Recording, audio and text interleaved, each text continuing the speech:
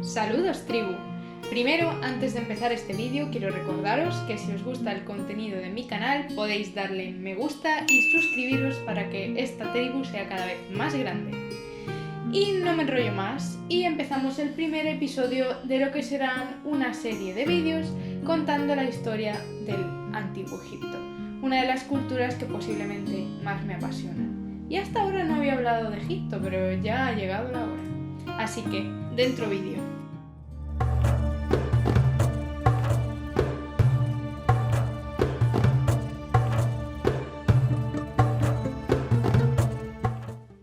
Una de las primeras cosas que tenemos que tener en cuenta para comprender cualquier sociedad, cualquier cultura de la historia y del mundo es dónde está y cuándo, porque eso es muy importante. Y en el caso de Egipto es esencial conocer dónde está esta cultura para comprender por qué luego fue todo lo que fue. ¿Qué sabéis de Egipto hasta ahora? Vamos a olvidarlo todo y vamos a empezar de cero. ¿Dónde está Egipto? Egipto no puede entenderse de ninguna manera si no entendemos su relación con el Nilo y el desierto. Dejadme que lo explique. Porque para los egipcios todo gira en torno a estos dos conceptos. El Nilo, que es la vida, y el desierto, que es la muerte. Porque no se puede vivir allí, obviamente, es un desierto, la vida allí es muy complicada. Entonces, para los egipcios hablamos de que todo funciona en torno a estos dos conceptos. El río, que para los egipcios no se llamaba Nilo, sino Iteru, y el desierto, que era llamado por los egipcios Desret, de donde viene nuestra palabra realmente desierto, así que ya sabéis una palabra en egipcio antiguo. Posteriormente, aparte del nombre Iteru, se le da al Nilo el nombre de Hapi, que es como su espíritu, el alma del río, y es una presencia, una entidad a la que comienza a venerarse. La tierra de Egipto, por su parte, no se llamaba Egipto, nombre que le pusieron los griegos posteriormente. Su nombre auténtico es Kemet, y Kemet significa tierra negra. ¿Por qué? Porque cada vez que el Nilo crecía y luego decrecía, dejaba en los márgenes una deposición de limo, una especie de barro de color negro muy fértil que permitía la agricultura. Entonces, la vida en Egipto no hubiera sido posible sin el Nilo y sin este limo negro que dejaba en sus orillas. Si no, no hubieran podido fundarse ciudades allí y desde luego no se hubiera desarrollado la cultura que todos conocemos. Entendido esto, retrocedamos en el tiempo, antes de las pirámides, antes de Tutankamón y antes de todo lo que podáis pensar. Vámonos a la prehistoria de Egipto. Entonces, el Nilo no era la apacible fuente de agua que conocemos después, que subía y bajaba y dejaba este limo perfecto para la agricultura. Debido a las lluvias del monzón africano, era un río impetuoso, que lo mismo se inundaba, que lo mismo dejaba sequías, por lo tanto, no vivía gente en el Valle del Nilo aún. La vida era mucho más fácil en el desierto, en este punto de la historia, porque allí pues la vida no era tan dura. Se ha intercambiado el papel. Antes la vida en el desierto, por aquel entonces, también debido a las lluvias, no era tan dura, no era un desierto tan seco, de hecho había bastantes oasis, donde había muchos animales, y la gente vivía en el desierto. Un cambio climático lleva a que estas lluvias modifiquen su naturaleza y el río se vuelva un lugar más apacible. Es en este momento cuando las poblaciones del desierto comienzan a acudir a los márgenes del río a asentarse allí. Estamos hablando de que comienza el Neolítico. Es entonces cuando se calma esta naturaleza del río y se vuelve un río más predecible que observamos los primeros asentamientos en el Valle del Nilo, cosa que sucede relativamente tarde en comparación con Mesopotamia y otras zonas de la Tierra, pero que sin embargo sucede a una mayor velocidad. Y todos estos procesos de domesticación de especies animales y vegetales, de dominio de la cerámica, que es uno de los síntomas de la llegada del Neolítico, pues suceden en Egipto mucho más rápido y estos primeros asentamientos se tiene constancia de los más antiguos en torno al quinto milenio, pero como ya sabéis, todos los acontecimientos no suceden de un día para otro.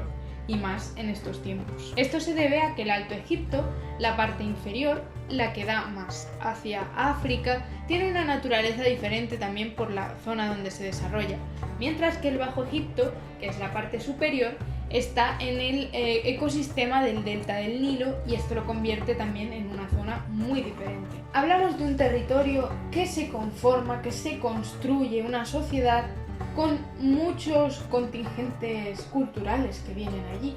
Viene gente del Sáhara, viene gente de Nubia del Sur, viene gente de Palestina y se van todos juntando ahí en el río y al final lo que crea es una amalgama Alto-Bajo Egipto que era muy difícil de homogeneizar, tarea que les costó a veces mucho a los faraones que posteriormente trataron de unificar estas dos mitades de su territorio porque realmente eran muy diferentes, no había una homogeneidad y eso es una gran tarea que los faraones llevaron a cabo, hacer que el imperio egipcio fuera el imperio egipcio, una sola realidad.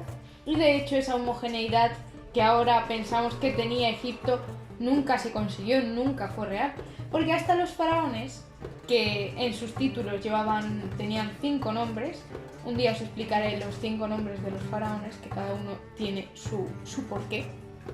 Uno de sus nombres, de sus títulos, era Señor de las Dos Tierras, Neptawi, por lo que se consideraba que reinaba sobre 2 tierras, sí, pero 2 tierras al fin y al cabo que estaban condenadas a ser diferentes. Entonces, sé que soy muy pesada, pero entendidos estos conceptos, el concepto Nilo desierto y el concepto Bajo Alto Egipto, 2 dicotomías esenciales, ya podemos empezar a entender qué pasa en Egipto. Y empezamos con el Neolítico. Y el Neolítico, sus primeras evidencias las tenemos en el Alto Egipto. ¿Por qué? Pues porque eran poblaciones más unidas, como ya he dicho, al ambiente del desierto del Sáhara, y el desierto es un amigo de la arqueología. El desierto conserva los vestigios, por eso posiblemente nos han llegado más evidencias, dado que el delta del Nilo es un ambiente fluvial en el que el agua sube y baja y la mayoría de los yacimientos que debían encontrarse en las orillas del Nilo han sido destruidos por el agua a lo largo de los siglos. Hablamos de Neolítico porque tenemos muestras de animales domesticados, muestras de especies vegetales domesticadas y muestras de producciones cerámicas. Ahora, la pregunta, ¿cuál es la primera aldea sedentaria en el Valle del Nilo?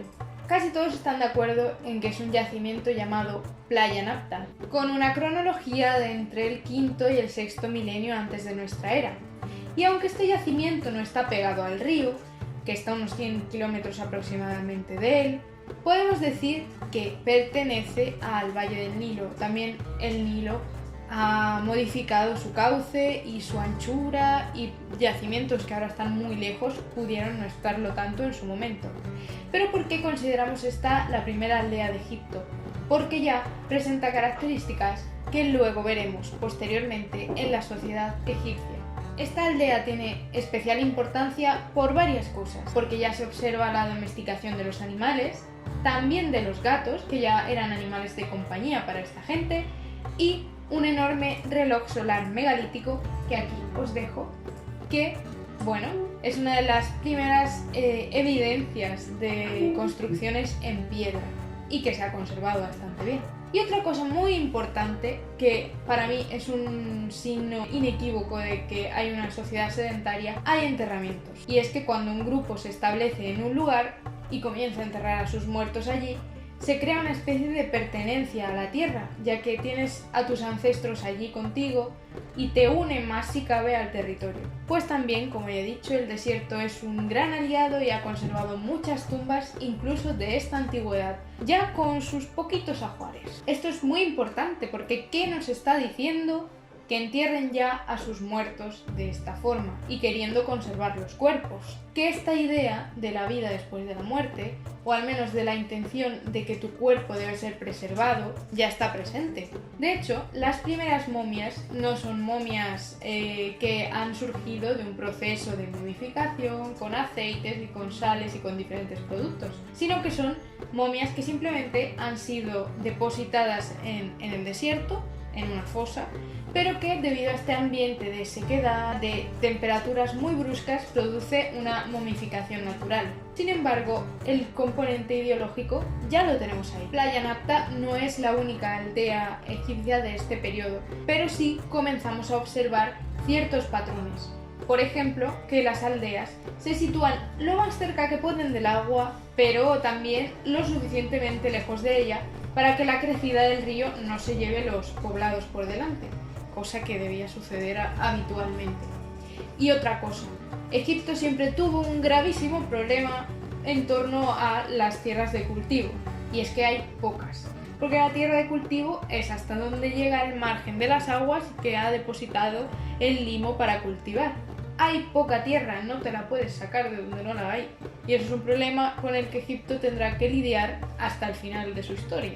Ya en el Neolítico se empiezan a experimentar sistemas de canales para ampliar un poco esta tierra fértil, pero como ya digo, nunca ha sido un tema demasiado sencillo para los egipcios. De hecho, especies autóctonas de la zona no había tantas a la hora de una domesticación, y muchas vienen de la zona de Palestina, que estuvo prácticamente toda la historia de Egipto en contacto con este. Del mismo modo que las casas están entre desierto y río, las momias tienen que estar atrás, en el desierto, los muertos siempre alejados del río. Porque puede haber un componente teológico, porque hay otras culturas, por ejemplo como los íberos, que utilizan el río como línea de separación entre el mundo de los vivos y de los muertos. Cuando tú cruzas ese río para realizar rituales funerarios, al volver a tu poblado te purificas en él. Es como una separación entre unas energías y otras, y eso en Egipto está claramente presente porque el Valle de los Reyes y la mayoría de necrópolis están al otro lado del río, no están los muertos con los vivos. También está el componente más práctico, y es que el desierto seca los cuerpos. En el desierto te evitas que merodeen demasiados animales que puedan comérselos, y también están más ocultos de cara a los ladrones de tumbas, con los que también toda la historia de Egipto ha tenido que convivir. De hecho, destrozar una momia en Egipto suponía la pena de muerte, al igual que matar a un gato, cosas que no se deben hacer. Pero en resumen, las poblaciones del Sáhara y de estas zonas aledañas no fueron a vivir al Nilo hasta que no les obligó la sequía que había en el propio desierto. El Nilo comenzó siendo un lugar peligroso, había cocodrilos, había mosquitos, no era el lugar donde la gente quería vivir. Pero cuando se hizo demasiado difícil la vida en el desierto, pues tenemos un imperio maravilloso. No al principio solo aldeitas. ¿Y habéis oído alguna vez hablar de culturas llamadas Maributo, Nakada, Merindé, Badariense? Pues todas ellas son culturas de la prehistoria egipcia muy interesantes y en las que se observan claros rasgos de lo que va a suceder después. Pero estas me las dejo para el próximo episodio, en el que nos sumergiremos en la prehistoria egipcia, en esa franja de tiempo entre lo que os acabo de explicar y la dinastía Cero y la primera dinastía, cuando realmente comienza a haber faraones y un personaje fascinante, Narmer. ¿Y quién es este Narmer?, os preguntaréis. Pues posiblemente el primer faraón de todo Egipto, cuyo nombre no significa sino el pez gato golpea. ¿Cómo no puede molar un faraón que se llama así? Pero estas y muchas otras cosas más me las dejo para la próxima, porque si no aquí los vídeos duran 20 minutos y esto no puede ser. Os aburrís. Sé que hoy he sido muy concreta y muy plasta con ciertos aspectos, pero si se os ha quedado lo del Nilo y el desierto y el por qué la vida se tiene que concentrar en tan pocos metros en sus orillas y esa diferenciación entre el Alto y Bajo Egipto, si esos conceptos han quedado bien y me he explicado más o menos, entonces he tenido éxito. Nos vemos la semana que viene, tribu. Y esta semana, por ser Involk, tendréis un pequeño vídeo extra a mitad de semana. Así que me despido y nos vemos muy pronto. Y se convierten en... Oh. Y es así, a partir del 9000... Es que no... Oh. Esto se debe a que el Alto Egipto, la parte inferior, la que está más ¿Y quién es este